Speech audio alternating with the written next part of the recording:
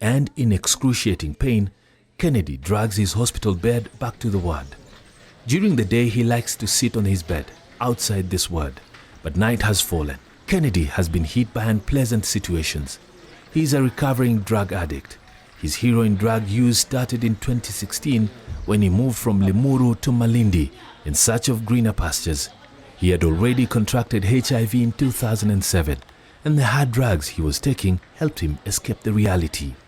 Katika historia yangu, mimi ni mwathirika wa ARVs and CC. Kisha ni mwathirika upande wa madawa kulevya. In the year 2017, he felt a huge lump on the left side of his posterior. He went under the knife, but the sample taken was never examined or tested in a laboratory because he lacked money. Baada ya kufanywa upasuaji wa majipu, nimerudi nje nikaanza kuendelea na biashara zangu. Ikawa Mungu amejalia sasa siuzi mayai, inauza apple, nazungusha mpaka Watamu. Lakini katika ile hali ya kuwa zile vidonda vijapona, sasa inabidi navaa nguo na kitambaa ili nguo ya nje isitote. Customer wakaona, wanakaniona kama mchafu. Sasa nikawa ni kitu secret kwangu. Last year, another lump appeared on the right side of the posterior, and then another huge tumor appeared on his groin area, and it is a massive one. He has just been made aware that it is cancerous. Huu mwezi ndio nimekuja kugundua ni saratani. Lakini kwa sababu ya naona kwa tuko na daktari wachache wa surgery, ndio maana nateseka hapa. Alice Changawa, a nurse, has dedicated most of her time to take care of Kennedy. She helps him to bath, clean his wounds, both on the rectum and the groin. She also fetches pain medication for him. I asked her why Kennedy rarely gets information about the status of his diseases from the doctors. Kennedy anajua kwamba mimi si daktari, siwezi kupasua, nimemwelezea. Lakini nimempa tumaini ya kwamba jana nimeongea na surgeon na akasema naja. Na kweli leo amekuja surgeon. Akaja akamuona na akasema atafanya kesho. Pili, nimeongea na madaktari wamtoe damu. Kwa sababu akienda theater lazima awe na damu. Na wamesema watamtoa damu, wapime, by kesho iko tayari. Tatu, nimemwambia pia zile bleeders zenye zinatoka damu zitafungwa ili asiendelee kutoka damu. Nimechukua dawa kutoka Palliative, kuna dawa hospitali inatupatia bure. Nimekuja nazo hata nikamwonyesha Kennedy za kuzuia ile damu isiendelee kutoka kwa kasi. Na tena bado tunamfanyia counseling ili awe na ile subira, kwa sababu akivunjika moyo basi ile nayo huwa ni nafasi ya kumfanya pia mtu anaweza kufa, si kwa sababu ya ugonjwa, kwa sababu ya kukata tamaa. Niko nao tamaa. Lakini sasa hii nimekata tamaa kwa sababu nimemwaga damu nyingi sana kama usiku wa leo. Kwa sababu kukata tamaa ni kuwa daktari wa surgery ni mmoja.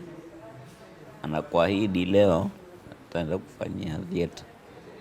Kisha baadaye utamwona baada ya wiki 2 tena wiki 3.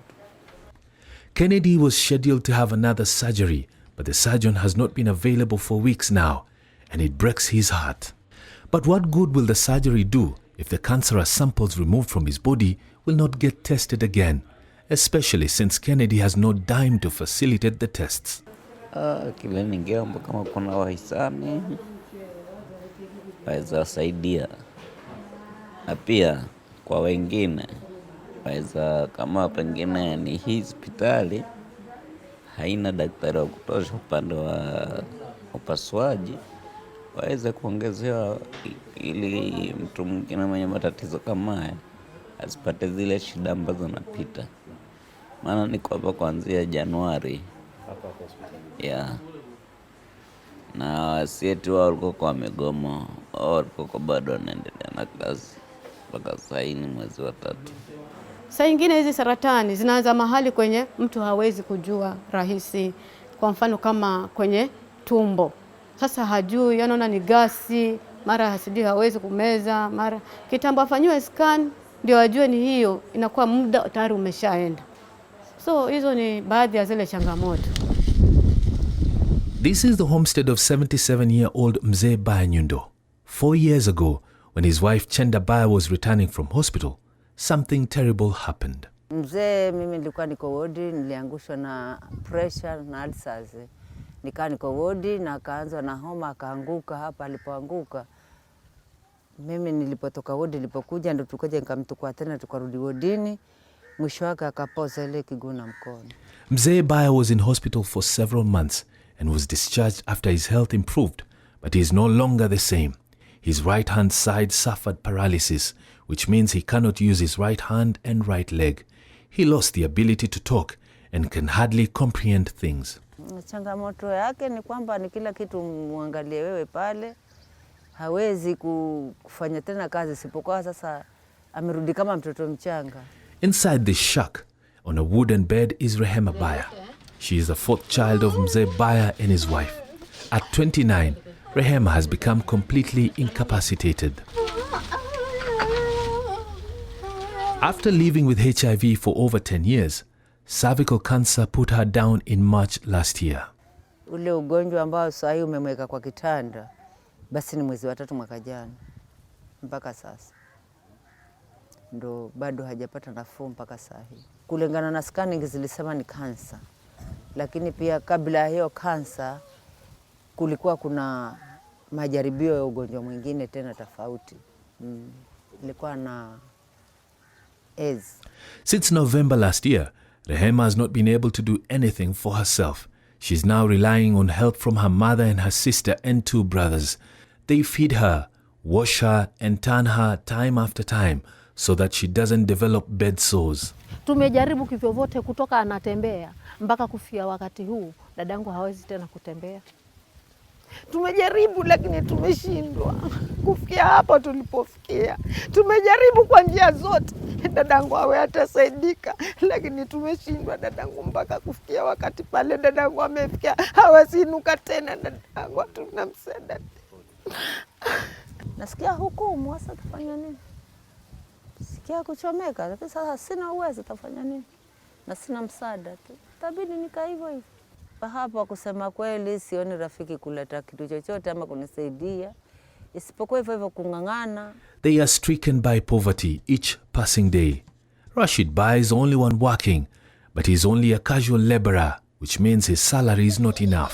Kwa sasa tumekubali ile hali kwa sababu kuna ndugu zangu wawili watatu walikuwa hawajakubali hiyo hali, lakini tunashukuru Mama Alice akawaita akaongelesha, na kwa sasa tumekubali hiyo hali.